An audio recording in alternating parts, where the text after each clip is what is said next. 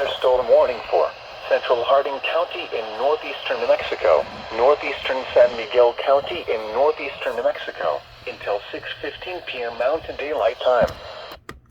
By 25 p.m. Mountain Daylight Time, a severe thunderstorm was located near Conchas, or 28 miles northwest of Tucumcari, moving north at 30 miles per hour. Hazard, 60 miles per hour wind gusts, half-dollar size hail.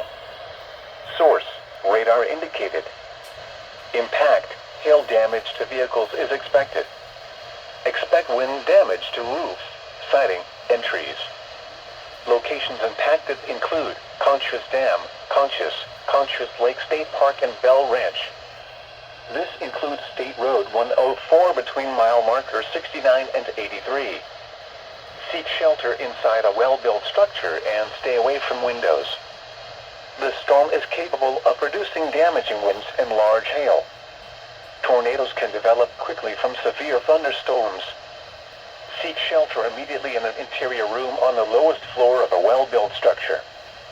Accumulations of small hail on roads can create very slick and hazardous driving conditions.